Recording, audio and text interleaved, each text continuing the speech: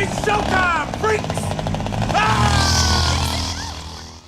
T-minus 10, 9, 8, 7, 6, 5, 4, 3, 2, 1, ignition.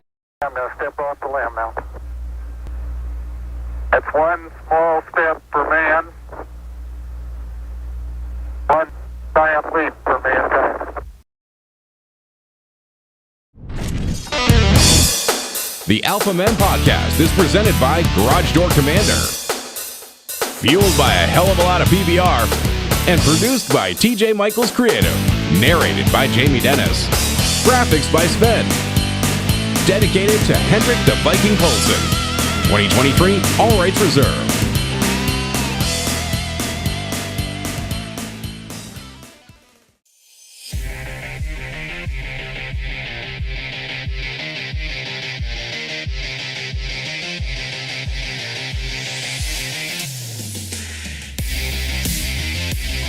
Seconds. Guidance is internal. 12, 11, 10, 9. Ignition sequence start. 6, 5, 4, 3, 2, 1, 0. All engine running. We have a liftoff. Liftoff on Apollo 11. You ever notice how men are portrayed in movies and TV shows? Tired of seeing men portrayed as dopey Homer Simpson clones? Tired of the attack on men? Tired of the woke labeling everything as toxic agenda? Tired of the wussification of the American male? Well, then you're in the right place. Look, we love and respect women around here, but the truth is, we're wired differently than the female species. And if there could be a place where the chicks can get together on TV every day, like that awful program The View, we figured there should be a place where guys can be guys, and we're capable of creating an equally horrid program. So get ready. This is a celebration of man. Because after all, who built the Empire State Building? Who built a rocket and landed on the moon? Who created the very computer algorithm that allows you to find this show? That was created by Ada Lovelace, a woman. Okay, great. Credit where it's due. But I think we can all agree the algorithm sucks. Who created the automobile? The Egyptian pyramids? Who stormed the beaches of Normandy? We don't talk about feelings here. We will question the validity of your man card. We're not politically correct, and we'll stand up and fight back against a culture that's determined to transform us into a bunch of neutered pansies. This is your weekly dose of toxic masculinity, a show created by men for men.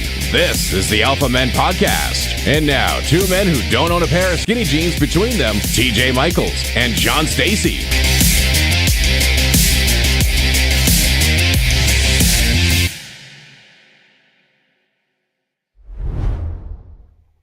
What is going on, you sick, twisted freaks? Welcome to the Alpha Men Podcast. I think this is What are you doing? What are you? How are you so far ahead than me? Because I did it early. I'm into the show tonight. I screwed up. I started early. I got this mini 45 replica. Yeah. I got this full size replica. Oh, the replicas. Okay. Oh yeah, the real ones are over here. I want to put real ones on screen. Right. Well, I was trying to compare them. I mean, they're pretty damn realistic. Yeah, I noticed the little orange thing at the end. That tells you it's not. Yeah, this is rep. Don't point. I don't care if it's real or if it's not. Just don't point it at the screen. Why? All right. Well, I don't want an Alec Baldwin situation going on here. Okay. All right. Welcome to the what? Fair enough. Welcome to the Alpha Men Podcast, episode 18. You sick, twisted freaks. And we are now back in our respective homes following Pack the Pantry. And I got to tell you, this show is incredible tonight. It is a 9-1 show.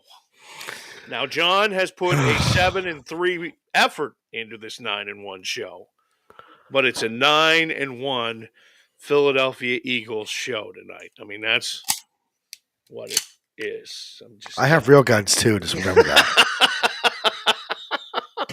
I have lots of them. We're going to get into the Philadelphia Eagles a little bit later on. No, we're not. Called Your Team Sucks. All right? But, man, oh, man, thanks for joining us. Episode 18, 19? I don't know. 18. I've lost track. 18.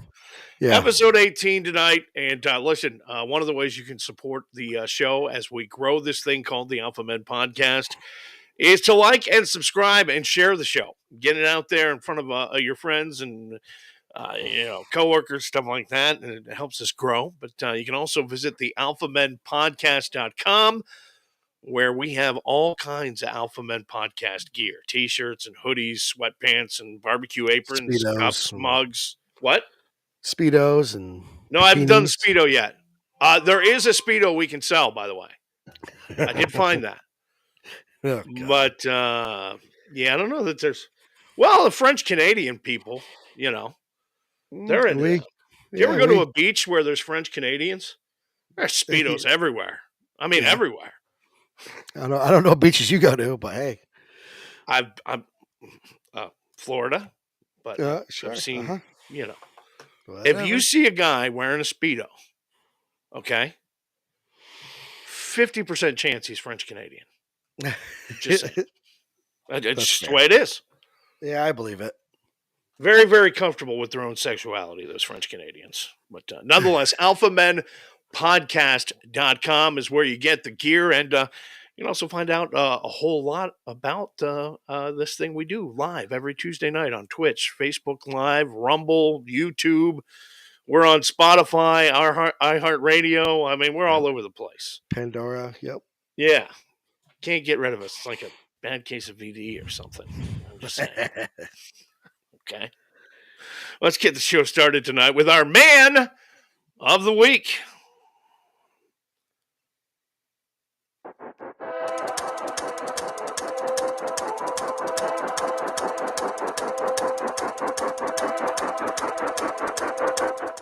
This story has got me saying, "G'day, mate.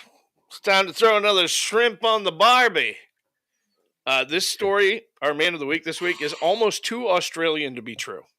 Okay? All right. Our man of the week this week is Colin Devereaux of Darwin, Australia. That's not him, by the way. That's just a picture of a guy with a crocodile. Oh, okay. Around a month ago, Colin Devereaux, he's a cattle producer from the Northern Territory. He was working near the Finnis River, south of Darwin, Australia, when he was attacked by a 10-foot saltwater crocodile. He says, I took 2 steps, and the animal latched onto my right foot, and it shook me right away. He said, it shook me like a rag doll. Rag doll, living in the city, hot trick. Anyway, no. Anyway, the struggle ensued, with the crocodile attempting to pull Devereaux into the billabong. All right? And while Devereaux in turn said he tried to kick the creature with his foot, he kicked and kicked, and it pulled him deeper into the water. It was just game over right there. Right. He was on his knees, underwater, trying to battle the crocodile. Yeah. And then in a move he described as half accidental, his teeth caught the animal's leathery eyelid. He says, I managed to have a bite. Holy And- crap. He said, I jerked back on his eyelid and let go. So the crocodile has bitten him. This dude's response to save his own life is, screw it, I'm biting back. I mean, you don't have many choices without a crocodile or alligator. He was able to escape the creature, who chased him from some feet before stopping and hot-foot it to his car. By the way, crocodiles can move quickly. They can't in water, but they can't travel long distances on land before lactic acid begins to build up in their muscles. So his brother then drove him some 80 miles to the nearest hospital because they were out in the bush. And he's been there for the last several weeks, but he has retained the use of all of his toes. Things look good. Looks like Devereaux's going to get out soon. And for coming out of that by fighting back, congratulations, Colin Devereaux. You are our man of the week this week on the Alpha Men Podcast. He bit his eye. Holy crap. This guy could be at a party. And That's matter not what a set of teeth. This is a Nope. set of teeth. No matter what story somebody's telling, Right. He's got. I got a better story. And Oh, dude, he's this no- guy's got free beer for life at the bar. Oh my God. I mean, right? Yeah. Congratulations, Colin Devereaux, Man of the Week this week on the Alpha Men podcast.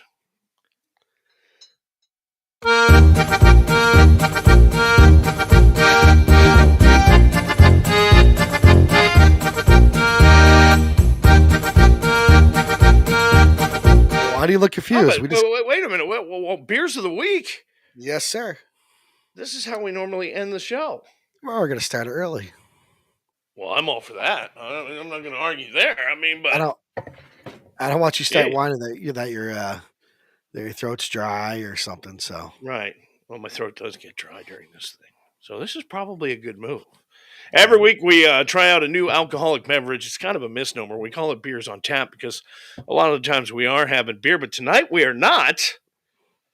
Tonight, John you're just going to drink some Crown, really? Crown XL. What is the difference? What is Crown XL compared to regular Crown? Well, actually, I couldn't answer that question. I'm actually gonna Google that while you talk about your beer because I honestly don't know, but I know it's a lot smoother than regular Crown. Okay. See, I can't Oh. drink Crown. I mean, I can drink Crown. I like Crown. I just do stupid things when I drink Crown. Okay. I don't mean, mind really stupid thing. I don't get angry. I don't get mean, and none of that. I just get dumb, or at least dumber than normal, if you can imagine that.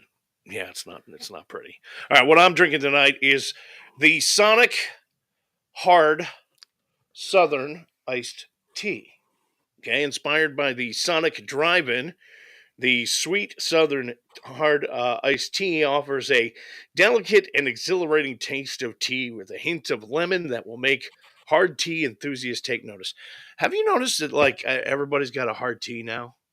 Yes. Like, for years, it was Bojangles, just Twisted Sonic. Tea. Yeah. You got, what's the one that starts with the H? Hooters. Two Hoots tea, or something like that. You got, Sonic now. You got Arizona.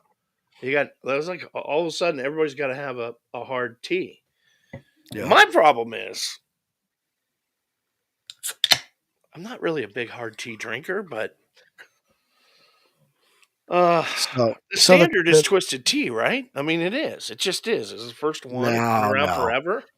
Twisted Tea has a whole different taste than those tea ones. I mean, I've tried the Bojangles one. Yeah. I've tried Twisted Tea 1,000 times. It's not that. Right. Okay. So, I mean, no, Twisted Tea is not the standard. It's just the OG. It's the OG. There you go. Yeah. Twisted, delicate and exhilarating taste of tea with a hint of lemon. Okay. That will make hard tea enthusiasts take notice. Well, I will be the judge of that. All right. So the difference between Crown Regular and Crown XL, there's more of a, which I can contest to this. It's more of a fruity note. Yeah. With a touch of honey and oak spice, and I could definitely taste that in the XL compared to the regular. Uh-huh. And it's much smoother. It's still 80 proof. Yeah. Did you already have some? No, I was just reading about it. Oh, okay. I could drink this. I could drink this like water. Okay. Doesn't even faze me. All right. So, what's the difference between to the taste? Can you tell the difference, or is it just a marketing thing to sell more Crown? No, I could definitely like a regular Crown. Well, hold on. I got both. Yeah. Oh, look at this. Yeah. There you go. I know a lady that makes quilted blankets out of those bags. Did you see the bag? Yeah. Oh God. So this is a brand new. This is sealed. Regular Crown. But I could definitely tell the taste difference.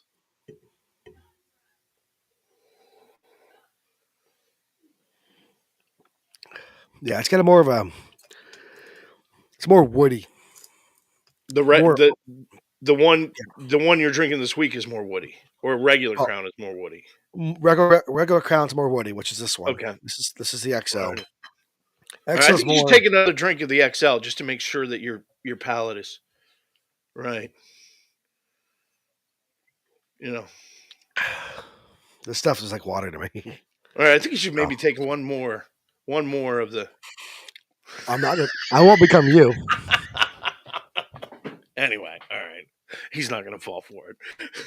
I'll keep drinking it. So Yeah. it's weird. This Sonic, That's right, peak right there. yeah, this Sonic hard Southern sweet tea. Mm-hmm. I find it weird that they sell it in Vermont because No there isn't a Sonic. Sonic drive-in around here for like 250 miles. I mean, Sonic doesn't exist here at all. So, you can get this in a variety pack of teas. I am chosen the man can, the tall boy, whatever you want to call it. And I'm going to be honest with you. It tastes just like twisted tea. Just like it. So yeah, if you're into this sort of thing, probably just go with the OG, buy a twisted tea. Just saying. Yeah. It's pretty much. The Bojangles one I had, I wasn't a fan of it, but it had more of a tea taste. Yeah, this to me tastes just like twisted tea. Like there is completely no difference. If the can wasn't orange with Sonic on it, I would think it was a twisted tea. It was a blind taste test, a la Coke Classic Pepsi. The Pepsi Challenge from the. You're probably too young for that, but anyway. See Clad's comment. What's that? His comment. Oh, I should buy a sweatshirt. Just remember the Eagles won. Oh, wait. On the screen. Oh. Sad TJ is making more of a face from T compared to John and Crown. All right. Really? Come on. I'm not making a face. It doesn't faze me at all. It's just, I'm not a real big twisted tea guy. I'm just not I think you should drink juice. Guy. You think what? You should drink juice. Oh, dude. Shut up. That was a bad week. That's a funny show. Can I tell that story real quick while we're on it? Go. Well, they already saw it live. You might as well tell. Well, they did see it live. So was it last week or 2 weeks ago? 2 weeks ago. It was 2 weeks ago. So here's the deal. We do this segment every week. And I normally buy 2. Today I bought 2 of these Sonic things because, quite honestly, normally I have one before we even start the show just so I'm not caught off guard and I kind of have an idea of what I'm going to say about the product before we're live, just because that's, the way we do things around here. And there's only a limited amount of man cans or tall boys in the stores, And once you've tried everything, you're on this beer scavenger hunt to find something new to put on the show this week, right? So I'm at the local place in town here, and they have this stuff, Juice, Joose. Never even looked at the can. I mean, I looked at it to see what it was, but never read the can, nothing, right? So I got it, bought 2 of them, brought them home here, getting ready for the show, kind of thirsty, crack one open. I'm trying it. I'm like, okay, yeah, it was a screwdriver, ready to drink cocktail. Okay. And I'm drinking it. And all of a sudden, I'm like, what the hell is going on? Is it getting warm in here? And my face is starting to flush up, right? I keep drinking it, And we get later in the show, and I think if you watch, what is it, episode 16 of the 17. podcast? 17. Huh? 17 of the podcast? You watch episode 17 of the podcast?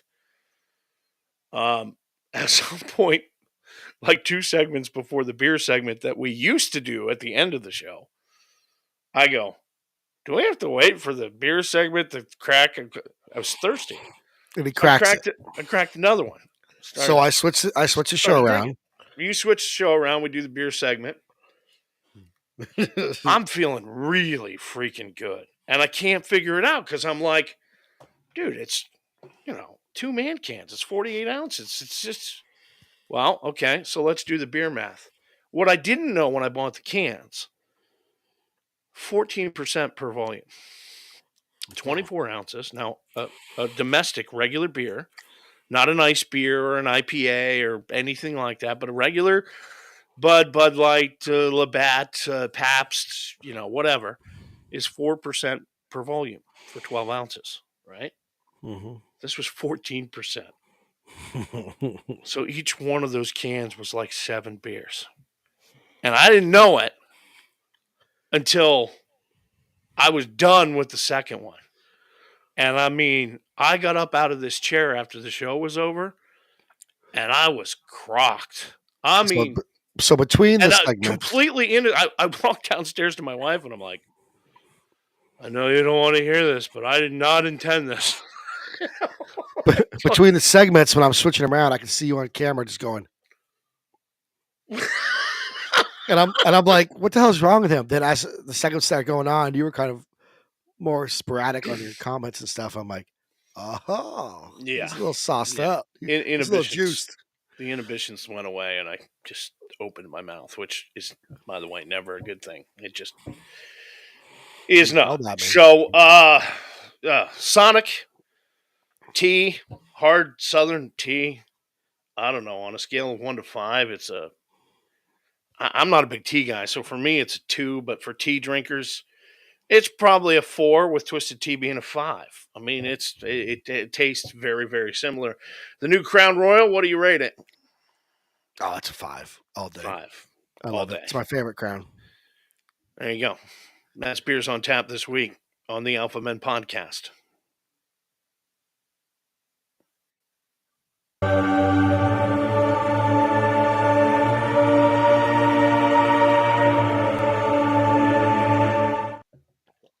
Apocalypse.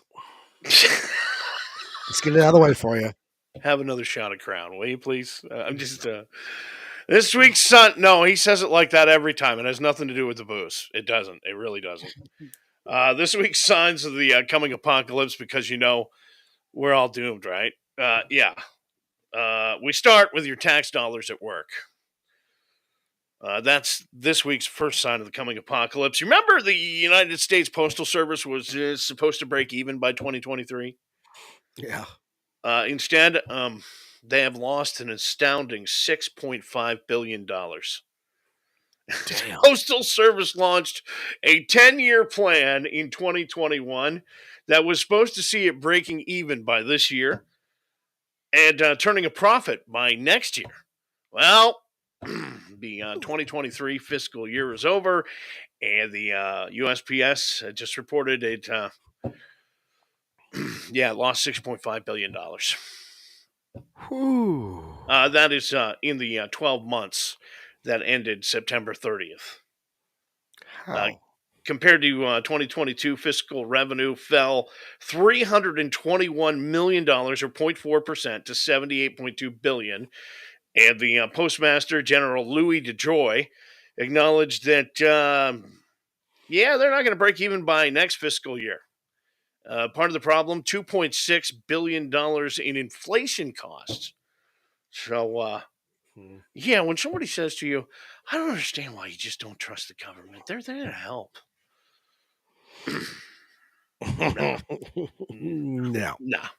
No. Next sign of the coming apocalypse, millionaire biohacker Brian Johnson. No, I'm not talking about the guy from AC/DC. I'm talking about the millionaire biohacker. He says he has reduced his 70-year-old father's age by 25 years by giving him 1 liter of his own super blood.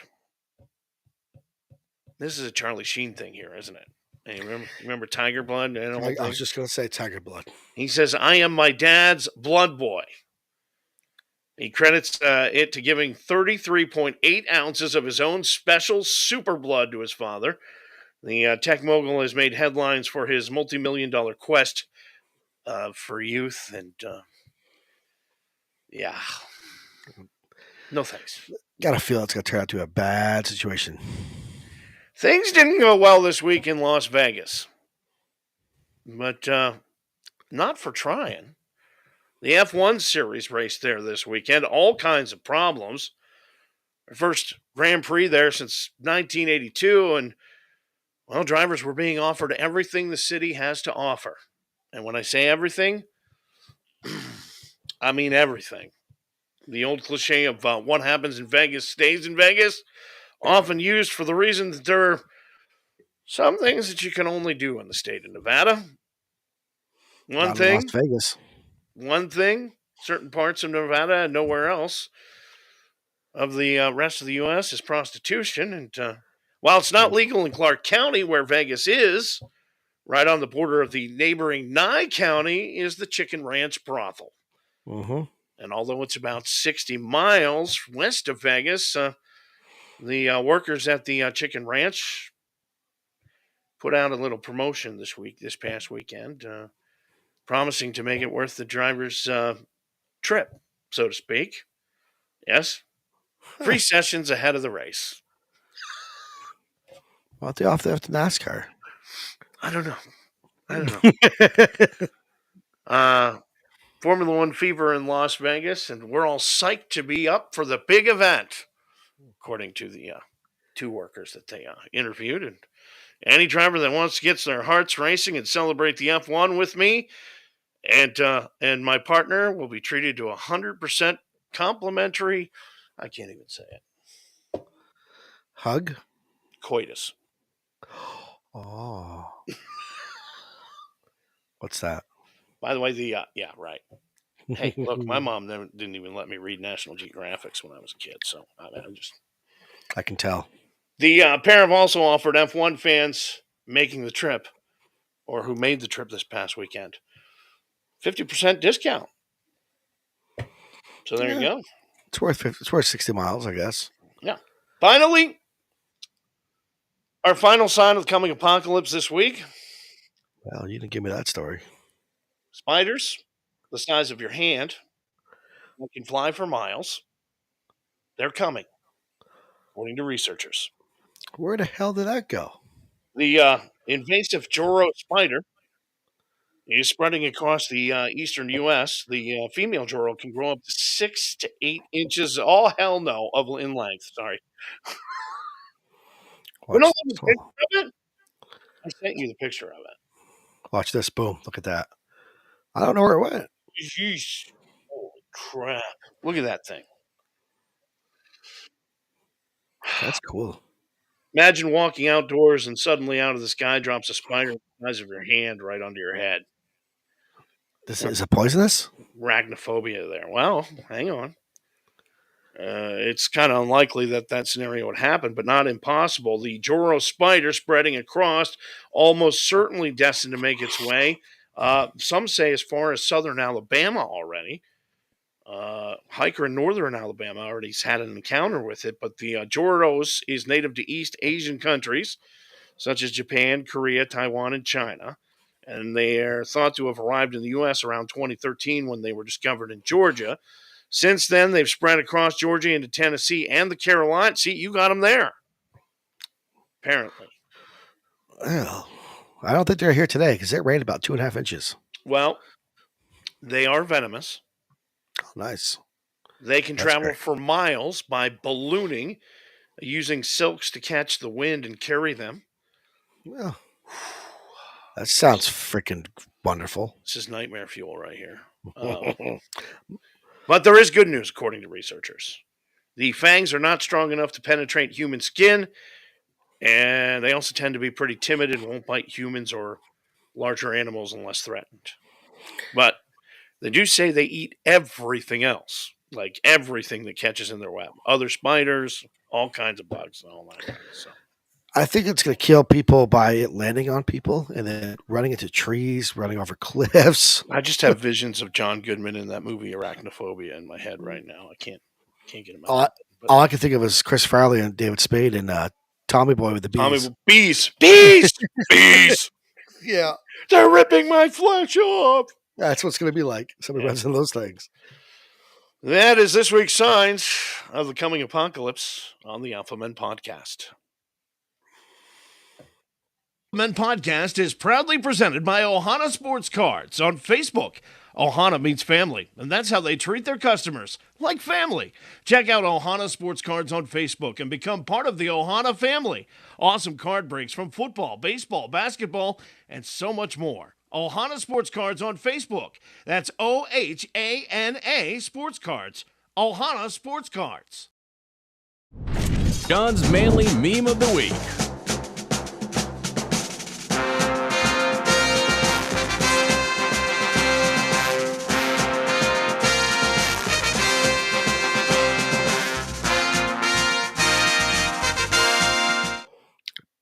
push that damn button 4 times. The deal. Oh, sports cards? You got like crap ton of Philadelphia Eagles great sports card breaks. Just Shh. Shh. Shh. There's no words for this meme. But this is something I would do. So on here's the Thanksgiving. deal. This one's going to be really tough for those listening on Spotify and iHeart, and It's on Twitter. it's on Twitter. Okay, we Let's put the go on meme. Twitter right We now. put John's manly meme of the week on Twitter, so you can look it up there. At Alpha Men Podcast.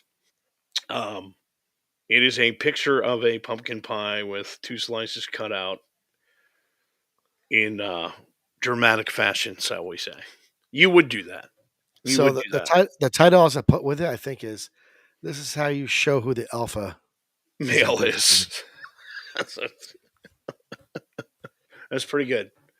That's pretty good. Thanksgiving coming, Yep. and we are ready for it. I haven't had potatoes in about 6 days, just because.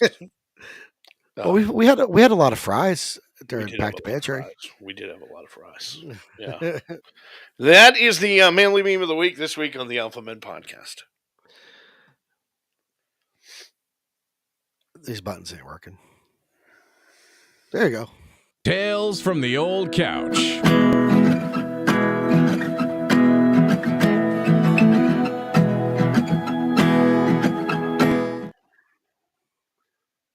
You know, on the other side of this camera, there's an old couch. My wife wanted me to get rid of it years ago. I couldn't. It's comfortable. So I brought it up here into the podcast studio, and I like to sit on it and just think. Made a lot of big decisions on that couch. Raised my kids on that couch. So here it is. And this week, I'm sitting on that couch, and I'm thinking about tipping. You know, when you Tipping go out cows? to eat, Oh. tipping the waiter, the waitress, it's the right thing to do, right? We care about the service industry. People are working hard. We won't pay, want them to have a, fair wage, the whole nine, all that stuff. But it used to be simple, right? You Mhm. left a couple of bucks on the table. The waiter would give you a nod, a wink, maybe a half smile, and if you were lucky. But now, tipping has gotten so far out of control that I feel like I'm auditioning for a reality show every time I eat out. I half expect Gordon Ramsay to jump out of the kitchen and scream, "That tip, it's raw, raw, raw." You donut. Yeah. New survey that we're going to get into in a minute suggests 1 in 3 Americans think tipping is way out of hand. And look, if you're in the service industry, I'm not anti-tipping. I'm not. You give me good service, I want to tip you, okay? But I went to a coffee shop the other day, and they had a tip jar. For what? I'm already paying $5 for the cup of coffee that can moonlight as jet fuel. What's next? Tip jar at the DMV? Thanks for not making me wait in line for 3 hours. Here's a $5. I don't know. And don't get me started on the little screens they hand you at all the checkout lines that ask you to tip.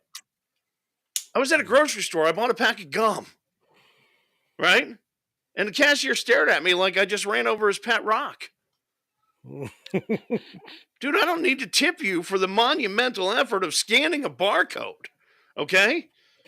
If I wanted to reward someone for pressing buttons, I'd stop by the pop radio station in town and throw 20s at the guy who just played Despacito for the 100th time.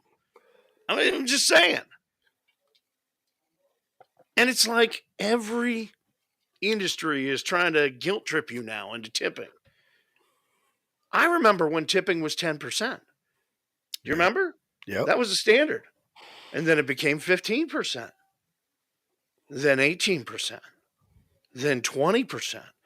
I was in a restaurant a couple of weeks ago, and you know how they give you 3 choices of what to tip on the debit card bill or credit card bill? It's like 10. One of the 15. choices was 25%. Damn. Okay. Maybe at All the right. Chicken Ranch. Yeah. I ordered a pizza a couple of months back. And the delivery guy handed me a receipt with a designated tip line. And I'm like, I'm sorry, but if I have to pay extra to ensure my pizza arrives with all the cheese on top instead of fused to the top of the box, we got bigger problems here. You know? Wait, you don't tip the pizza guy who delivers it? No, I always tip the pizza guy. But it Oh, was one of those suggested 15, 18, 20% gotcha. deals. Right? And what is it with that? Yeah. It's like I'm trying to solve a math problem every time I go out to eat. I feel like I need a calculator, a spreadsheet, and a team of NASA scientists to figure out what I should leave on the damn table. That's why we have our cell phones. Just give me a simple thumbs up or a thumbs down, like a Roman emperor deciding the fate of a gladiator, okay? I mean, enough with the tipping. And look, if you go to a fancy restaurant, they come out and they have this whole performance when it comes to time to pay. You know, the server presents the bill on a silver platter. It's like they're unveiling the Ark of the Covenant, you know? I have expected them to say, choose wisely for the tip you leave, for it will determine your fate in the future. Mm-hmm. Josh makes a good comment there. He says, I love how they frame it. The pad is going to ask you a question. Right. Like, you know what's going to ask you, fool. Right. The cheetah, 66 miles an hour. You were going to ask me what the fastest land animal was, right? No, sir. That's not what, you know. I get it. Tipping is a way to show appreciation for good service, and I'm all about it when it is good. But it's gotten so excessive that it feels like we're all part of some secret society where the handshake is replaced with slipping a few bucks to the guy who holds the door open for you. Yep. And then there's the awkwardness when you don't have cash, because none of us carry cash anymore, or at least a lot of us don't. Mm-mm. Find yourself doing that little dance with the credit card machine, pretending you're going to circle back with the cash next time. It's like trying to break up with someone without hurting their feelings. Listen, Trey, the server, Trey, it's not you. It's my wallet. Okay? Americans are now, according to a recent survey, far from generous when it comes to tipping service. And this is only recently. New research revealed most diners are leaving less than the standard, 18 to 20%. Hold up. Wait a minute, survey. How did we get to 18 and 20%? Because when I was a kid, it was 10%. Mm-hmm. Then it became 15. And now it's 18 and 20. And somebody else is asking 25. The stingy statistic was uncovered in the new study on U.S. tipping culture conducted by the Pew Research Center, whose researchers also found that barely half of U.S. adults always tip their bartender for a drink. In addition to being quite pissed with the research also revealed anger among Americans at tipflation, with the majority saying they felt they were being asked to tip more places than they were just 5 years ago. Yeah, you are. You get a drink, you tip bartender $1. That's a rule. That's what I do. It's what I've always done. Yep. Okay. Now there is a limit. I was a bartender for a long time.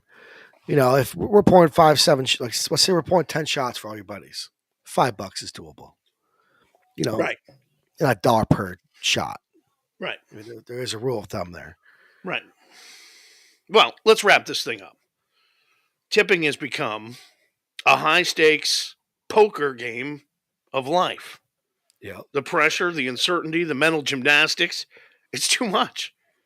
Can we just go back to a simpler time when tipping was suggested? It was optional. We all did it then. We're not doing it now, according to the research. And the only decision we had to make was whether to say keep the change or not. I miss the days when my biggest concern after a meal was whether I had spinach stuck in my teeth, not whether I tipped enough to avoid being blacklisted by the entire service industry. When the hell did you eat spinach? Fair point. You know, I have a question though on this whole tipping thing. How much do you tip at a buffet? I don't know. You're doing all the work. I know. I mean, I try to leave $1 or $2, but I mean, you're bringing me 2 drinks and some forks. Right. The bus and boys come around taking picking us away up. a crap ton of plates, especially when it's John. I set myself up for Like, that sir, one. you're on your 15th place plate. You know, Yeah. all you can eat buffet. Yeah. Ready to go to court? That is Tales from the Old Couch tonight on the Alpha Men podcast. The case, you deliver the verdict. This is Man Court. All rise. The sometimes honorable TJ Michaels presiding. I'm feeling kind of honorable tonight. I'm feeling, I don't like 9-1 honorable. Shut the fuck up! Man Court tonight. If you have a problem you can't solve and you need the help of the freak jury, tell us about it. Send your Man Court submissions online at alphamenpodcast.com or on one of our 4,000 social media sites, because we have just about every one of them. Just search at Alpha Men Podcast or Alpha Men Podcast. Tonight's case is the case of the beer Fear. Docket number 231121. It comes to us from Jim in Granville, Ohio. What's up, guys? This is Jim. Congratulations on Pack the Pantry. Thank you, Jim. I love the Alpha Men podcast, but I'm hoping you can help me. I'm in a parental disagreement with my wife and thought maybe the freak jury could offer some suggestions and you could help on Man Court. So here's the story. My wife and I got into a fight the other night because she saw my 13-year-old son sipping a beer. I told her it was okay, and now she's mad at both of us. I told her when I was around his age, my dad let me have a sip of his beer, so I didn't think it was such a big deal. She, on the other hand, thinks it's a huge deal. She tends to blow things out of proportion. And wouldn't let... Actually, I added that, but anyway. And wouldn't let him taste beer or any other... or wouldn't let her taste beer or any other alcohol until she was at least 16. She said that's when she tried her first alcoholic beverage. I don't really think 3 years makes that much of a difference. Anyway, we debated about it for what felt like an eternity, and now we're still pissed at each other. My 13-year-old son, on the other hand, told me he hates the taste of beer, doesn't want to try it anytime again soon, and so she should be happy I let him try it. Mm-hmm. Signed, Jim, Granville, Ohio. All right. So, Freak Jury, you can chime in. I think, well, first of all, that photo's a tad inappropriate, but that's not a 13-year-old. That's a 13-month-old. That's me. All right. Yeah, that is not you. That is really me. No, that is not you. It really is. Anyway. Right. So I'll jump Is that really you? You're full of crap. No, I'm not falling for it. Because after the show's over, you're going to go, it wasn't me. So the first time I got drunk, the first time I got caught sneaking alcohol, I was 11. I was 11. Mm-hmm. It was LTD. Mm-hmm. Look, long-term destruction, I still call it because I can't even smell it or drink it to this day. I took it and I snuggled off me and my cousin, and my dad caught us. And we used to say, LTD really sticks to you when you're 11. I'm sure. I didn't drink alcohol until I was about 13 or 14 again. So if you're watching tonight and you have an opinion on what Jim should do or if he's right or wrong, kind of, who's the a-hole here, him or his wife, you can comment. Your comments will show up right on the screen below. But it's a C-Lad. It's me. I let him use my pick. Okay. That has hair. What's that? That picture has hair. That's definitely not C-Lad. That's definitely not C-Lad. It's definitely not C-Lad. Besides, if it was C-Lad, he'd be drinking a White Claw. Anyway. From a guy who drank Live Claw on the show. I did, because there's not anything I won't do for... He likes Gentleman Jack. Anyway. So, who's right here? Who's wrong? Look. Dad's right. Here's where I'm at. First of all, we need to stop the idea that the 13-year-old was getting drunk. He wasn't getting drunk. He was given a sip by his father. Okay? A sip of beer that had probably the exact intended result that his father was wanting was his boy was going to say, this stuff sucks. This is gross. I don't want anything to do with this because, as you know, beer's an acquired taste. There's no one that drinks their first beer and goes, this is fantastic. They might now. Nowadays, No, I don't think so. All that fruity crap. No, I don't. Well, I mean, maybe not beer though. Okay. Old Milwaukee or PBR. If you're having a Pabst at 13 and you're going, this is great. Hey, we broke Randy. We gave him his first PBR last week. We did, yeah. Yeah. He's growing up. I'm so proud of him. Yeah. I think we'll talk about Randy later. We're going to see Randy on the show a little bit later on. Yeah. I can't wait. But nonetheless. Tonight? Not tonight, but okay. We're working on some things. Randy is a tech expert, so we're going to maybe do some things with him. But I'm going to name him No Show Randy. Sometimes Randy. Sometimes Randy. Sometimes Randy. Sometimes he's on, sometimes he's not. Sometimes he doesn't answer, sometimes he does. Yeah, a guy, I'm telling you what, you could get a hold of the president of the United States quicker than you can get a hold of Randy. That's all there's to it. He's a good kid, though. But in any case, so look, I think Dad's, and maybe Dad didn't have this idea in his head when he let him have a sip, but it doesn't matter whether you let the kid have a sip at 13 or you let the kid have a sip at 16. Both are illegal. So if you're going to get on your high horse and talk about being illegal, then you're both wrong. Okay?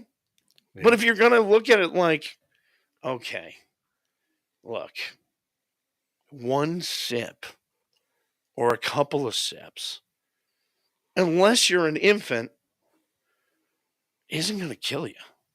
Don't talk to me about brain development and all that other horse crap because one sip doesn't do anything to anyone unless you're an infant. I turned out fine.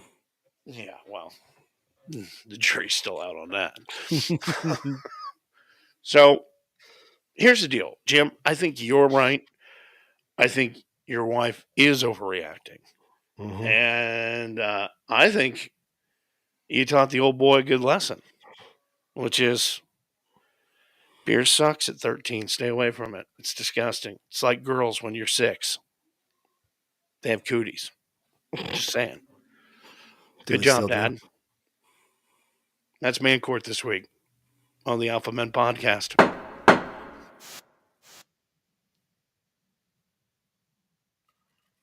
More manly than motorsports. These are John's red flag moments.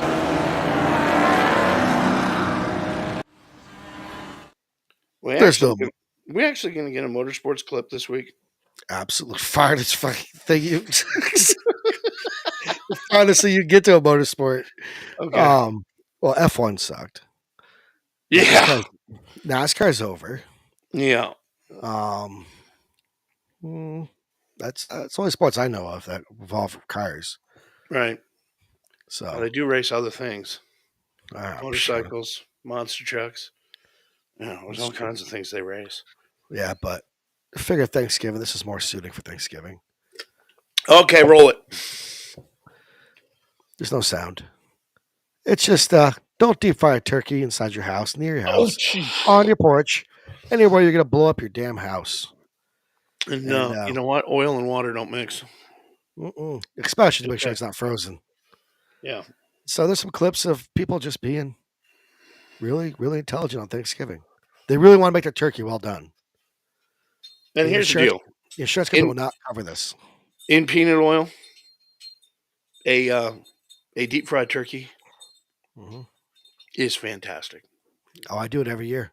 Just make sure you cook it out of the garage, away from the house, away from the car, in an area where if things get a little out of control, you are not going to burn your house down. No. There's a whole process of doing this. You got to measure the water, put the water in, measure your turkey with your turkey in the water, pull the turkey out, drain the water out, rinse it out, clean it, dry it up, add your oil, put your oil to a certain temperature. I've spent about 6-7 years now doing this. So I've got down to almost a science, but I'm still cautious. Just do your research, people. So I looks like my Kia. Yeah, your Kia's the first one right there. Looks like my Kia that just burned up. Yeah. That is the red flag moment tonight. Be careful when you're deep frying the turkey this Thanksgiving. Yeah.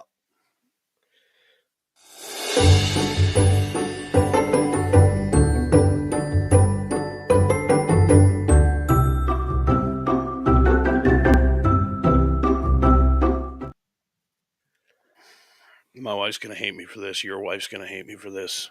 My wife's not Every watching. wife on the planet is going to hate me for this. Chick flicks are dumb tonight. I viewed the Dirty Dancing movie. This is my wife's favorite movie of all time. And my wife's been dealing with some stuff, as some of you may know. Yep. How do I know that? Because I know that when I come home and she's watching Dirty Dancing or The Heart of Dixie, that some crap has gone down, right? Read the comment. What's that? Just read it. Kyle's comment. Your spot's still there. I don't know what you're talking about. Hold on. On the road. Oh, the spot where my car caught on fire? Yeah. Yeah. I just happened to see it after the fact. But first, go ahead. A lot of freaking oil over there. Don't deep fry a Kia. Right. So anyway, my wife's been dealing with some stuff. And I know that because when I come home, she's watching Dirty Dancing or The Heart of Dixie. And that's what tells me. And it's not been a good day. So being the supportive trophy husband that I am, sometimes you got to take one for the team. So I sat through it again. And this is a film that promises romance, passion, all the things a self-respecting guy tries to avoid. It's like they took the essence of a chick flick, distilled it into a potent elixir, and force-fed it to me with a side of regret.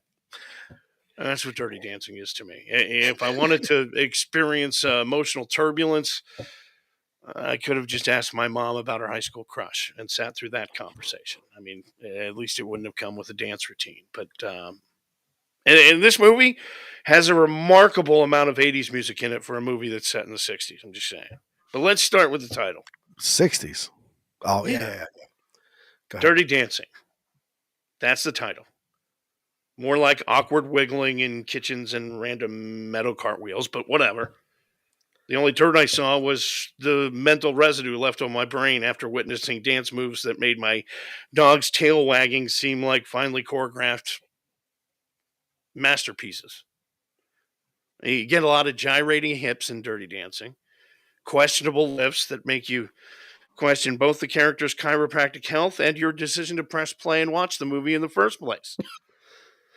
But the plot is your standard girl meets misunderstood bad boy saga with a dash of disapproving parents thrown in for good measure, and you half expect the script to come with a disclaimer like, warning, may induce eye rolls and uncontrollable desires to watch an action movie immediately after this one. Because that's what you want to do. Patrick Swayze, in this movie, of course, the alleged heartthrob of the film, spent most of his screen time looking like he was pondering the meaning of life or calculating the precise angle of the next required pelvic thrust in the movie, but whatever. Dude, it's a dance movie, not a doctoral dissertation on physics.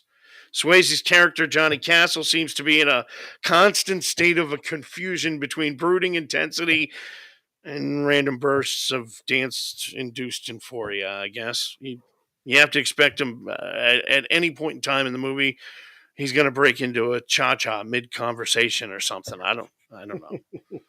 And then there's Baby, the leading lady.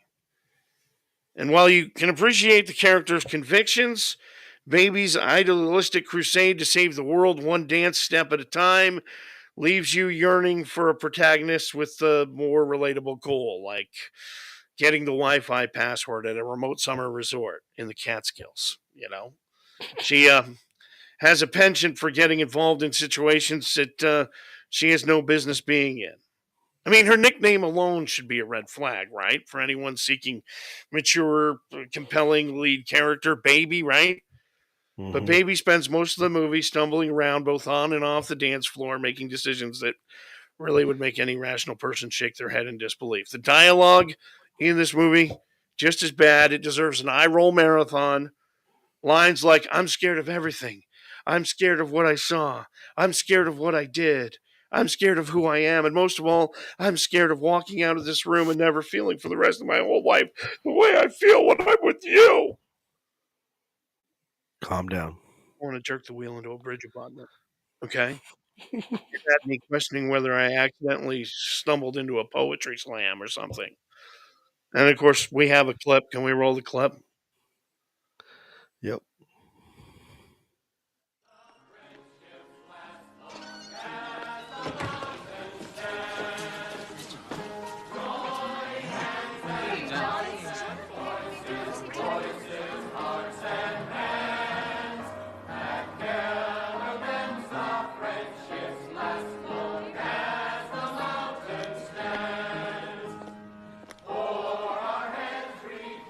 Nobody puts baby in a corner. Come on.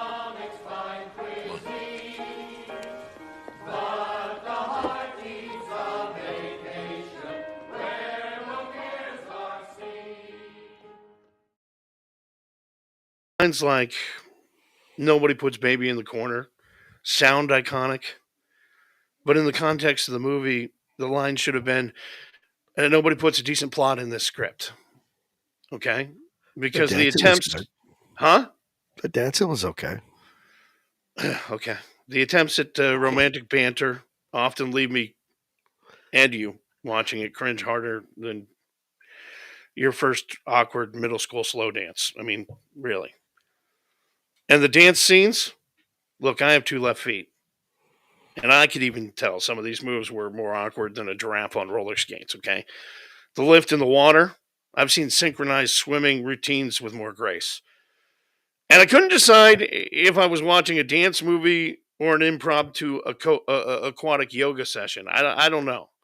As a guy watching this film, it's like being dragged on the dance floor against your will, desperately trying to maintain your dignity while executing moves that would make a penguin look like a professional ballroom dancer. That's the whole movie in a nutshell. Dirty Dancing is a rom-com on steroids, okay? And not the good kind. If you're looking for a cinematic experience that won't leave you questioning your life choices, you probably should steer clear of the estrogen-infused escapade into the world of dance and forbidden love. I'd rather sit through a 10-hour documentary on the history of lint than watch this movie again, okay? Dirty Dancing is like a bad blind date. Awkward, uncomfortable, leaving you wonder why you agreed to do it in the first place. And if you're in the mood for a dance movie, you're better off dusting off your Footloose DVD. In any case, whatever you decide to do, after watching Dirty Dancing, John McClane's calling. Throw in Die Hard. That's Chick Flicks Are Dumb this week on the Alpha Men Podcast.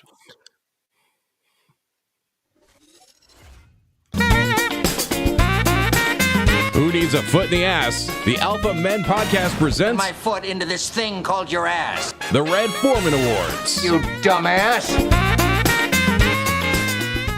We hand out the Red Foremans to the biggest morons, dolts, and idiots on the planet. May I have the envelope, please? Yes, this week's first Red Foreman Award. You forgot your part. My part. What? Oh, why do we You'll hand have out? a classic case of foot stuck in ass. Because they need a foot in the ass. That's why we hand out the I was ready for it. This week's first Red Foreman Award winner is Sacramento, California resident Wayne Mathern. Yes, the Wayne Mathern.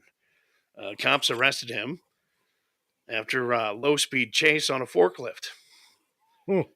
Yeah, decided to take cops on the slow speed chase this week that involved him driving a forklift through Sacramento and onto a bike trail. He was clocked going a speedy 10 miles an hour on the what? 10? No way. That thing shimmies at 7. Anyway, 10 miles an hour on the construction vehicle. Officers tried to make the traffic stop. They say Matherin then ran through a chain link fence and then onto the bike trail where he eventually became disabled, taken into custody for evading and resisting arrest and vandalism. It's really kind of unclear how he gained access to the forklift or whether it was stolen. But listen, Wayne, it's not all bad. You do get a Red Foreman Award this week. Why didn't they just run up beside him and grab him? I don't know. I'm not a cop. Just saying. Yeah, a lot of donuts. Dumbass. He was, lighting it up at 10 miles an hour. You could run up beside that. I mean, I couldn't, but You're a good right. cop could. Award number 2. Congratulations to 27-year-old Matthew Lanai. Matthew rose to internet fame when he started claiming that he was one of the youngest doctors in South Africa. And last month, he was arrested inside Helen Joseph Hospital in Johannesburg. He was wearing a hoodie, had a surgical mask over his face with a stethoscope around his neck. So it turns out that Matthew is a YouTuber and has built his entire channel on claiming he was the youngest doctor in South Africa. Only he's not a doctor. And That's illegal.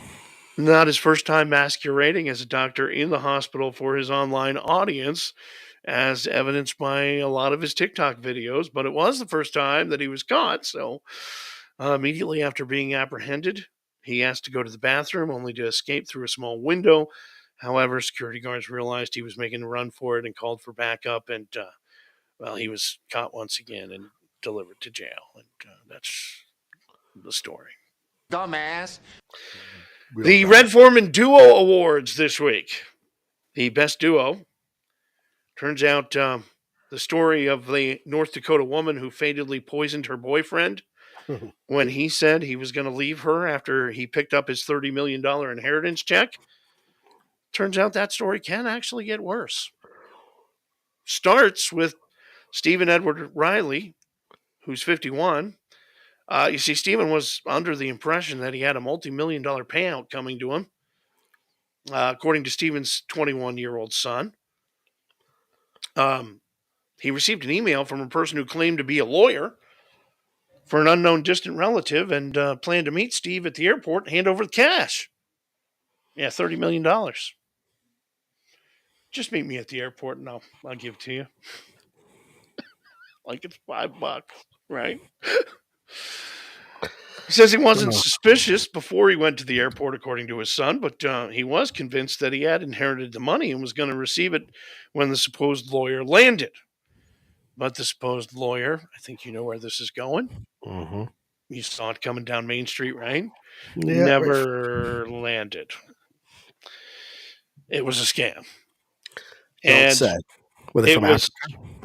it was a stranger who managed to trick my dad into believing it was true. Unfortunately, Ryan says he believes this was the reason that Ina Thay Kanoyer, 47, killed her father. She just never worked and was leeching off him, and he said as soon as he got the $30 million, he was leaving her. This is a freaking train wreck and a half. Holy crap. This is going to be on TV as a documentary somewhere. Week right here. I'm telling you. Oh. Or maybe Spike TV. Yeah. Our final award of the night goes to 44-year-old Timothy Graham of Indian Shores, Florida. An ex-con who's only been out of prison for 6 months. Hey, it wouldn't be the Red Foreman Awards without Florida story, right? Yep. He's been nabbed for indecent exposure after being caught engaging in some lewd multitasking. It seems he was having his way with himself while riding his bicycle. That, according to a police report. Female witness told officers she saw the guy later and identified him as Timothy Graham. He was exposing himself while getting down in a parking lot in Indian Shores, just south of Clearwater, Florida. When Graham was first stopped by cops, I used to live there.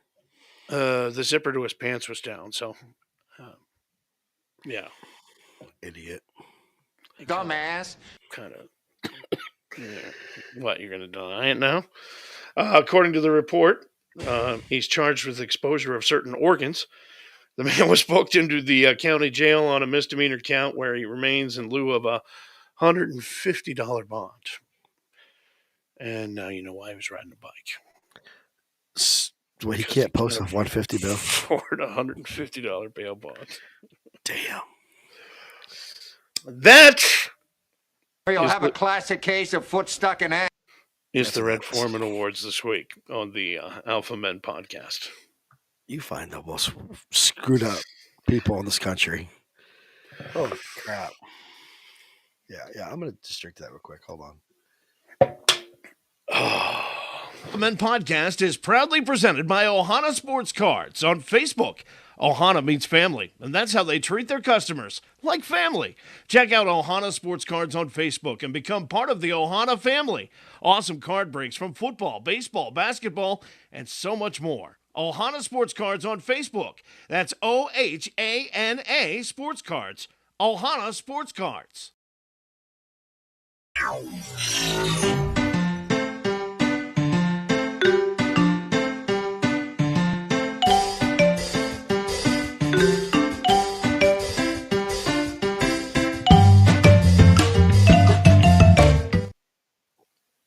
I love that music. I hate that graphic. That thing's creepy.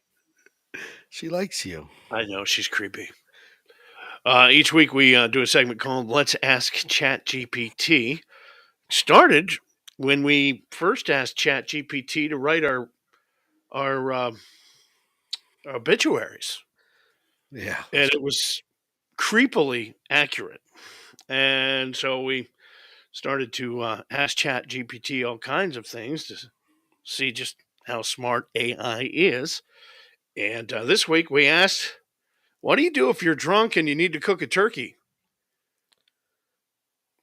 This is ChatGPT's response.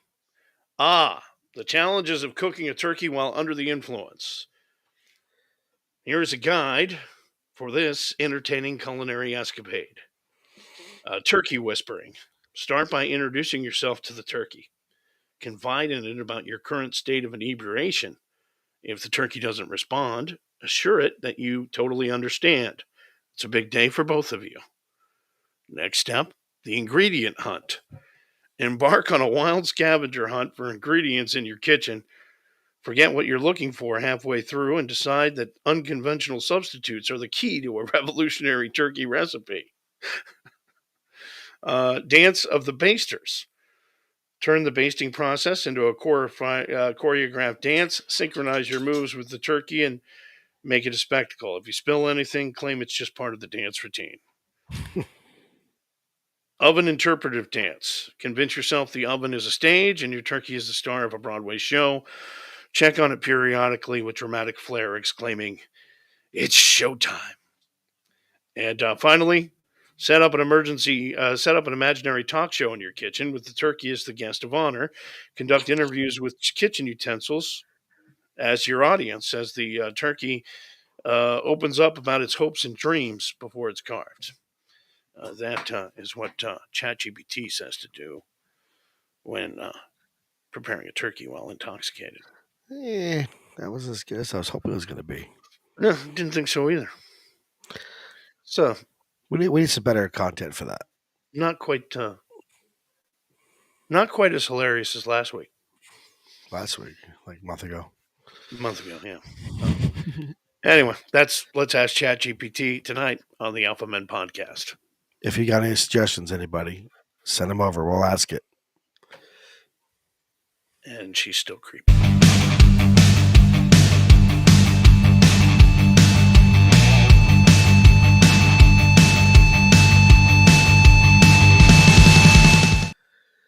Oh, F1. have to do F1 right away? I mean, you want to talk about F1 like right out of the chute here? Yeah, let's get through the embarrassing part of our motorsport industry. Okay. I mean, they had 8 minutes of practice. Then a little manhole cover, 12 inches, destroyed about $500,000 worth of a car. They canceled practice. Then we're going to do practice 2. There's no fans allowed to practice 2 because there's not enough security. And they charged a crap ton for the tickets, right? So average for the price practices, just for the practices, they charged a crap ton. The average price when this first came out for the whole weekend package was an average $10,000 to $15,000. Yeah, it was crazy. It was crazy.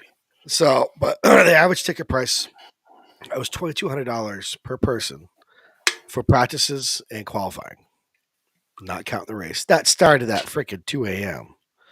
Why is that? Is that because they were trying to bring in the European market? Well, they are the European market. That's where everyone watches. But that's why they raced that late at night. Yep, and more people in America watched it than people in Europe watched it. Okay, that's number 4 embarrassing part. Yep.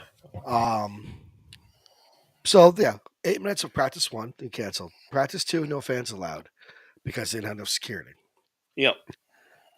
3 was TV ratings were horrible. 4 overseas, pretty good in America. F1. Okay.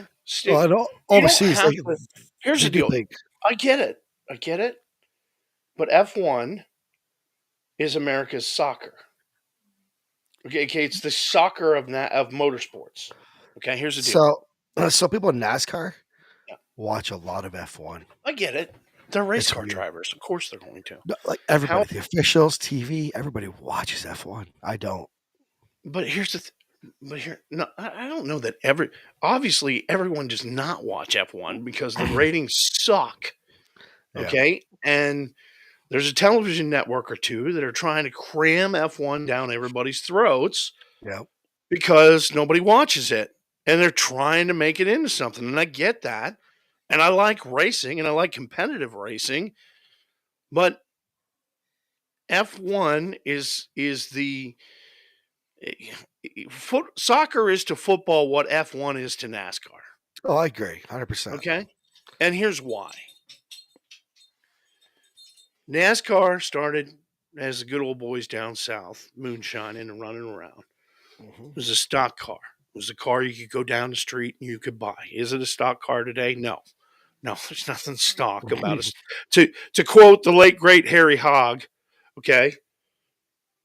Actually, I don't know. He's a fictional character, so I don't know if he's alive or dead, but Robert Duvall's still alive, I think. But anyway, I ain't nothing stock about a stock car. Right? All right? So, but, win on Sunday, sell on Monday. That was the whole thing. Yep. Okay? And you could go down to your local dealership and buy a Ford Thunderbird, just like they were raced, just like Davey Allison was racing. You could go down to your Chevy dealer and buy a Chevy Lumina. Not exactly like Dale Earnhardt Jr. was racing, but one that at least looked like it. Okay? Yep. All right? And they're good old boys. They're from the South with good old boy American products all over them and everything. And just that's why NASCAR is successful. Now you got, and I hate to be this way, and I'm not being, but it's a bunch of foreigners driving Ferraris and Mercedes and all kinds of other stuff. And there's no connection to America. There's no connection to American life. You know who's going to win the race pretty much. That Max guy is always on. He's Max Verstappen. He is so damn good. Yeah. Max Verstappen, he took the checkered flag in Las Vegas. Yep. He's took a checkered flag 14 times, 15 times this year. And look, they're doing everything they can do to cram F1 down your throat. They had all the freaking celebrities there in Las Vegas. Tom Brady was there. LeBron James was there. Rihanna was there. Kelsey, Patrick Mahomes, Brad Pitt, David Beckham, Daniel Craig, Heidi Klum, Michael B. Jordan. They were all there for the race. And now race is gone. The fans are gone. The celebrities are gone. The lawsuits are starting. The only thing that remains is the class action lawsuit. Yep, and F1 has not issued any refunds for the total of 8 minutes of practice, which was supposed to be like almost 2.5 hours of practice and qualifying. Yeah. So 35,000 fans were forced to leave Thursday's practice session after an hours-long delay. So far, 5 people have been named as plaintiffs, all seeking $15,000 in compensation and general damages. And, there were all kinds of problems. I mean, finding a parking space to get close enough to the sphere to take the best possible picture was impossible, too. Nearby garages. It's pretty cool. The sphere is cool. It is cool. Yeah, I So, saw it. It's pretty nice. will F1 be back to Vegas? Yeah. They will. They want that market. All that money they put so much money in that place. Yeah. Yep. They want that market. So when we walked from my hotel to the Sphere, we had to go all the way around the damn to the what? Area. Sphere. From your Sphere. Sphere. Sphere. Sphere.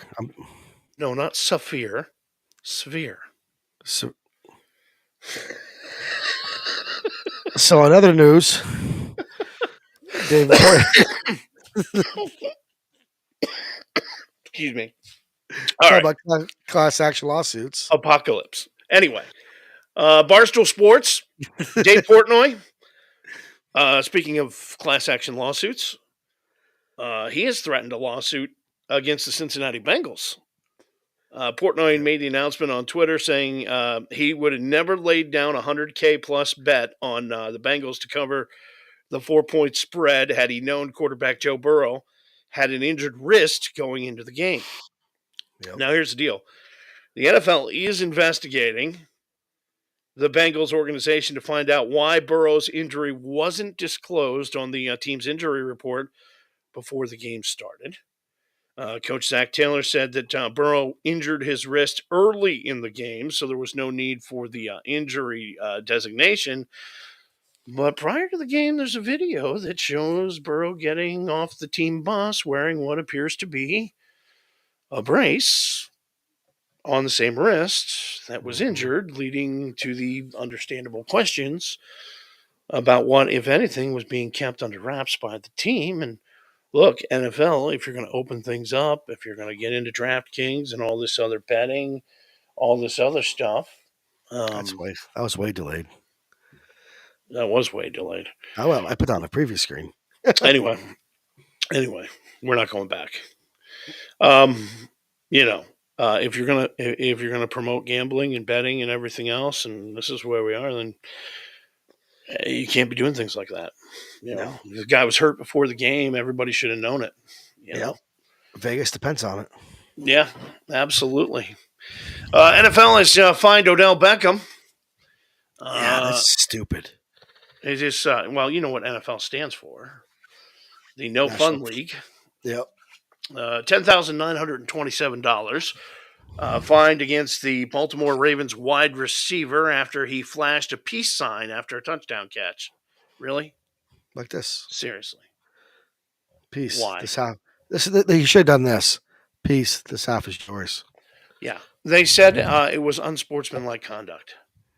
Hey, have you guys been watching the same games I've been watching? Because I've seen a lot wilder stuff than that. Mm-hmm. A lot wilder. Stupid. Similar fine last week was given to Buffalo Bills quarterback Josh Allen after he had the gall to point at a Cincinnati Bengals player while rushing into the end zone for a touchdown. Look, stop it. All right? Just stop finding guys for stuff like that. You want them to be showmen. You want the game to have pizzazz and everything, unless it's really, really egregious. Stop finding guys. Really? Yeah, it is. It's ridiculous. All right. Let's get into NFL picks this week. Big week. Thanksgiving week, right? By the way, greatest sportscast team of all time. John Madden and Pat Summerall. And this week, Thursday, during the 2 Thanksgiving Day games, the coin that they're going to toss is a John Madden commemorative coin. It's got John Madden's face on one side of it, and on the other side, it's got the turducken. Yeah. Which is pretty cool. That's suiting. It's pretty cool. John Madden, you've made it. Yes. If you didn't already know by, releasing 37 million video games and whatever. Boom. Brett Favre. Yeah. NFL tough acting tonight. NFL Thanksgiving Day games. Green Bay Packers, Detroit Lions. Here's the deal. We still don't know really how the Lions rallied to beat the Bears. I think the Lions are something special this year. I do. The Lions are screwing around. I think they're going to go somewhere. I think the Lions are going to be special against Detroit, or against the Packers too. I think it's Lions 24, Packers 17. I agree. Washington Commanders at the Dallas Cowboys. I'm watching just for the Salvation Army Red Kettle kickoff at halftime with Dolly Parton, by the way. The Commanders are a mess. And as much as I hate the Dallas Cowboys, it doesn't matter. They're not. Look for Dallas' defense to just manhandle the Commanders. Cowboys 31, Commanders 14. I'm going to go in the 40s. Yeah, because you're right. It is a team with a losing record, and that seems to be the strategy, the only solution for the Cowboys to put 40 on a team. Are they 2-8? Oh, we're going to put 40 on them. Anyway. Every time I'm pushing that button. San Francisco 49ers. Hey, look, these are expert picks. Okay? Yeah. This is a 9-1 effort going on right here. The San Francisco 49ers at the Seattle Seahawks. Seahawks are tough at home. Yes. 49ers seem to have their moxie back too. Mm-hmm. This is going to be a close game. I agree. I think it's going to be a high scoring game though. I'm going to go 49ers 27, Seahawks 20. One touchdown game. I'm going to put us in the 30s. I think a field goal is inside this game. Alrighty. Very first. This is by 14 for the 49ers. Black Friday game prediction. Very first Black Friday game coming up. Miami Dolphins, New York Jets. Oh, yeah. Going to play on Black Friday. And I guess the question is, who's going to play QB for the Jets, right? Because they. Yeah, they just put Zach Wilson the third string. Yeah. So that's crazy. And I don't know that it even matters, to be honest with you. I mean, New York doesn't have an offense to stay with Miami, obviously. So no. But the Jets have done some crazy things to teams before in the past. Doubled up score. It's going to be Miami 28, Jets 14. I'm going to go with the Jets. Really? Over Miami? Yeah. Without? Yeah. New person under the gun. All right. The Jets. I've seen the Jets kill the Patriots when they were good. Mm-hmm. I've seen them kill the Eagles. I've seen them kill the Cowboys. Mm-hmm. Sometimes they just do something out of the freaking blue. Sunday early games. New Orleans Saints at the Atlanta Falcons. And this is a NFC rivalry game. NFC South rivalry game. Yeah. And I think I got more faith in the Saints to get the job done, but I think it's going to be a defensive struggle. Saints 20, Falcons 17. I'll go with that. Yeah. Pittsburgh Steelers, Cincinnati Bengals. Steelers fired their offensive coordinator today. Yep. How are the Bengals going to fare without Joe Burrow? They still have some firepower. And I'm going to guess not well. Pittsburgh's defense got to be salivating about thinking about facing Jack Browning. Steelers 23, Bengals 14. Oh, I think a field goal game. I think both teams just have crappy offenses right now because of. Well, they have crappy offenses because the Bengals still have. Yeah, I saw a stat today. Pickett, for the Steelers, the quarterback. Yeah, He's averaging 2.6 yards a game, or 2.6 yards a pass. Yeah. That's why they fired the offensive coordinator, by the way. I mean, I don't even know how you do that. They said By the the way, for how awful Zach Wilson's game was, that got him benched, yeah, he was averaging 2.5 yards per catch. Yeah, so pocket quarterback. That's what they're calling a pocket pass. yeah. So yeah. Let's move on. Jacksonville Jags at the Houston Texans. Jags are 4-0 on the road. Yeah. Texans 4-1 at home. Houston, I think, is on a roll right now. CJ Stroud is on fire. Yeah. I like CJ Stroud. I'm going to go Texans 27, Jaguars 21. Yeah, I'll go with that. Bucks at the Colts. Tampa Bay had to play at San Francisco last week. Colts got the weekend off. So I'm going advantage Indianapolis, even if the Colts are just 1-4 at home. Both these teams are terrible. But it's going to be close. Colts 21, Bucks 20. I don't know. I'll go with Bucks. Just be opposite of you.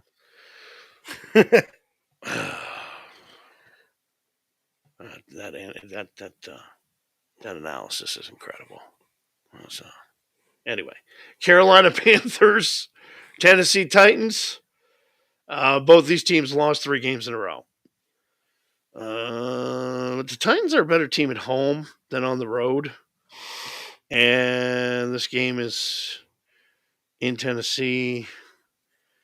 You got a chance to see the Panthers and how horrible they are last week.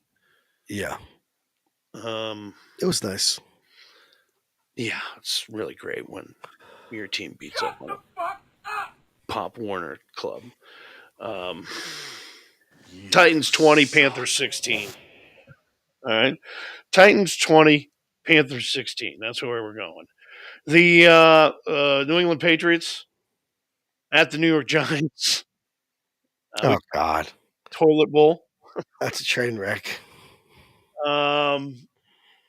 Patriots coming off a bye. Giants got a win in Week 11, right? Against the Commanders. Mm-hmm. I think the Giants can win another, and I think the Patriots are that bad this year. I do. I go with that. Yep. Giants 17, Patriots 10. Mm. And I don't even know who's playing back for the Patriots. I'm going to go with 6-13. All right. Giants. Wow. No touchdowns. No touchdowns. We've gone from no days off, Bill Belichick, to no touchdowns. Yeah. All right. Sunday late football games. We got Los Angeles Rams at the Arizona Cardinals. This is going to be a close game. Kyler Murray is 1-0 at home. He plays better at home. He's going to make a big play late to help the Cardinals edge the Rams. Cardinals 24, Rams 23. Go with that. Cleveland Browns, Denver Broncos. Surprisingly, the Denver Broncos have won 4 games straight. The Browns have won 3 in a row. Mm-hmm. So it comes down to quarterback. Who has more experience at quarterback, and that's Denver. Although, man, sentimentally, I want the Browns to win. I think the Broncos will win this 20-17. Yeah. Kansas City Chiefs, Las Vegas Raiders. The Raiders 4-1 at home this season, but they have not played anyone of Kansas City's caliber. The Eagles just beat. Shut the fuck up. I am going to go with the Chiefs 27, Raiders 14. Yeah, absolutely. Buffalo Bills at the Philadelphia Eagles. This has got to be a good analysis here. I mean, this has to be 9-1 analysis. Wrong button. Damn it. Yeah, Bills. Hey, the Bills rediscovered some of their moxie last week. But the Eagles are a lot better than the Jets. And shut up. I don't want to hear it. It was early in the season. Shut up. Eagles beat the Bills 31-24. It's not going to be a blowout, though, which apparently is the only thing that's important in the NFL, is that you put 40 on a team. Not a team that has any talent on it whatsoever, but if you put 40 on a team, it's your year and you're going to the Super Bowl. You suck. Listen to me. Eagles haven't blown out any team. No, they have not. And they have not. And you know why? Because they haven't put together a complete game yet. Because they are not playing. Still practicing. Because they are not playing their best football. But you know what? Good teams find a way to win, even when they're not playing their best game. I would like the Eagles if it wasn't for you. Anyway, Monday Night Football. I hate the freaking Eagles. I hate the Eagles. We didn't do Ravens Chargers. Sunday Night Football. Ravens Chargers. Look, Ravens are 4-1 on the road. Ravens are going to be in the playoffs. I think Ravens are going to beat the Chargers 24-17. I agree. All right, Monday Night Football. Bears, Minnesota Vikings. Vikings win streak ended this past week with a close loss to the Broncos. I think they'll start a new one with against the Bears. Vikings 27, Bears 19. All right. Fair enough. It picks this week. Insider says Jim Harbaugh could be suspended for most of 2024. The Michigan coach, this suspension that they've put him in, some are saying the 3-game suspension that was handed down by the Big Ten is not going to be the only suspension, that the NCAA investigation into the sign stealing allegations is still ongoing. And according to sources, they would not be surprised to see Harbaugh suspended through the bulk of the 2024 season. Wow. Sorry, Michigan fans. That's garbage school anyway. Penn State. Yep. Although we need a new coach because our guy can't win any big games at all. Ohio State loses. Michigan loses.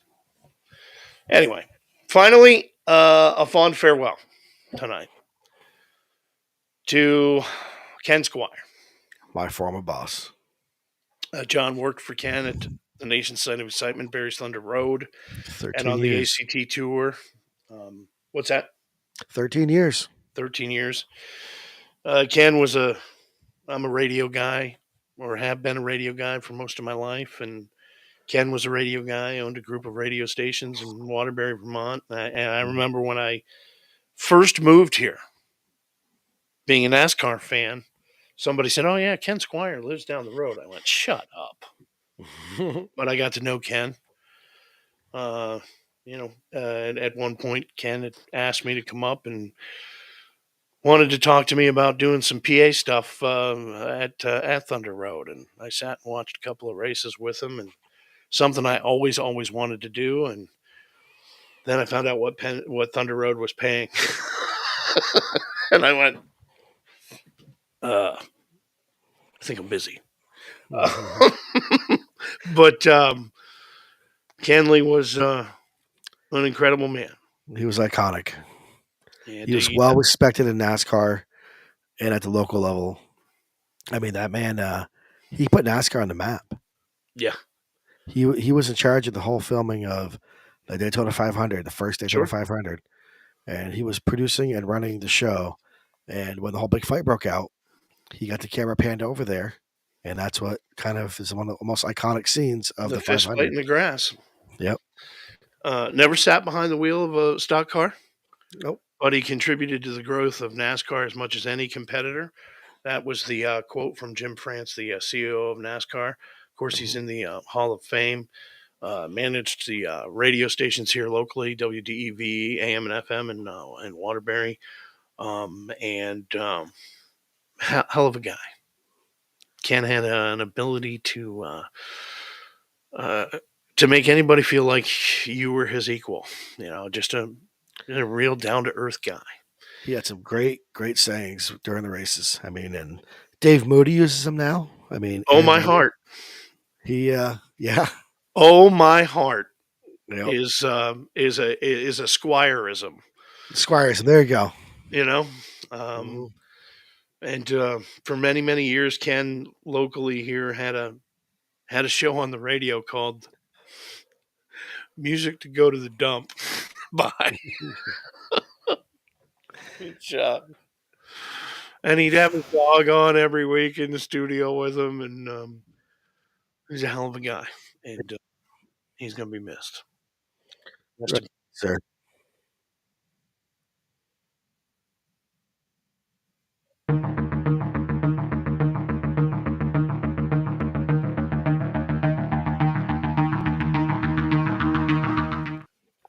Alrighty, real or fake news? You can play along at home. Just comment which one you think is the real news story. We have 3 headlines. 2 of them are fake. 1 of them is real. John, your mission, should you choose to accept it, I don't. is to pick the real news story. That's why we call it real or fake news. Fake news. Here are your headlines. Man fatally crushed by robot that mistook him for a box of vegetables. Man fatally crushed by robot that mistook him for a box of vegetables. Okay. Headline number 2. Viral trend shows home chefs stuffing Thanksgiving turkey with turkey jerky for extra turkey goodness. Viral trend shows home chefs stuffing Thanksgiving turkey with turkey jerky.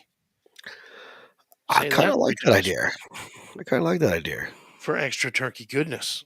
Mm-hmm. And our final headline, clothing designer teams up with local gym to design workout dresses made from weighted blankets. Clothing designer Why? teams up with local gym to design workout dresses that are made from weighted blankets. 2 of those headlines are fake. 1 of them is real. Which they all one sound real as hell. is real? I could see the dress being a weight thing to help you burn fat and build muscle. I can see the turkey jerky making sense because, well, why not? We put stuff in other holes many times and we don't care. And crushing, the man gets crushed for being mistaken by a box. See, that one sounds fake. I mean, I guess a robot could screw up. I'm gonna go with the weighted blanket. That makes sense.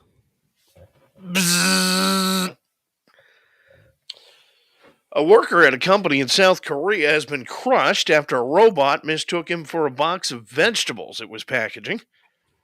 Police say the man in his 40s was checking the machine's sensor for a test run on a new sorting line.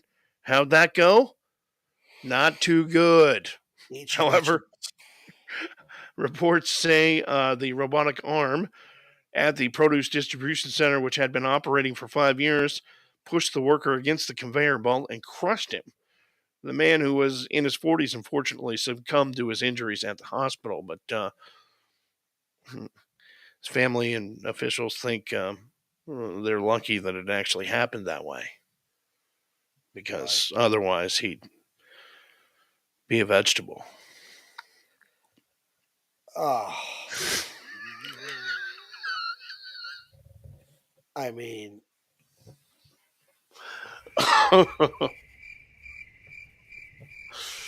All right. That is real or fake news tonight on the Alpha Men podcast. Parting thoughts. The 3-day festival, now hailed as the first Thanksgiving, it took place, of course, you know the story, Plymouth, 1621. Governor William Bradford organized the feast to celebrate the Pilgrims' first successful corn harvest. And those in attendance included the Wampanoag Chief Massasoit. I know I just said that wrong, but whatever. Historians know that the Mayflower's sugar supply had run low, so the meal did not feature pies. One record indicates that 4 men were sent on a fowling mission, which went very well. May have resulted in a turkey, although quail is more likely. This all from a time we remember the very first Thanksgiving. And we remember what we were taught in school. Long before people told you that Thanksgiving was a racist day, and we took advantage of the indigenous people, yada, yada, yada, yada, yada. For many years, the date for the holiday was announced by the president. Did you know that? Mm-hmm. And he just did a proclamation. Celebrated on various days and months, but that customs fell out of favor. And then in the 1820s, Joseph Hale began a campaign to restate the, Sarah Josepha Hale began a campaign to reinstate the national celebration. And in 1863, some say greatest president to ever live, Abraham Lincoln, proclaimed it a Thursday in November as the National Day of Thanksgiving. Then we head to 1939. The holidays were observed by Franklin D. Roosevelt, and 5 Thursday, November fell in 1933. Retailers asked President Roosevelt to move the holiday up a week, and he declined. And while President Roosevelt stuck with the second to last Thursday schedule, some states stuck with the last Thursday of the month schedule. And finally, on December 26th of 1941, Congress passed a law making Thanksgiving the fourth Thursday of November. And now you know. So, as we head for Thanksgiving this week, I am thankful for completing Pack the Pantry. Me too. And not killing John. Me too. In the process. Started a new job yesterday. I'm thankful for that. Thankful for my health, my family, my wife, my kids, and my friends. And family. That's pretty much it. Living the dream, I am. I'm living the dream. I'm just I'm thankful for the same stuff. I think I'll have to eat that for a turkey, though. You see what that? The hell is that? That is hot dogs and French fries. It's that's some sort of Madden creation right there. I saw the title. It was like patriotic Thanksgiving or something like that. It's all condiments for hot dogs and hamburgers and the whole setup. Listen, we hope you have a great Thanksgiving. Yeah. And safe. Don't drink and drive, all that stuff. And don't kill your family members. That's it. And don't pull Uncle Louie's finger. Doesn't end well. Just saying. We'll see you next Tuesday night.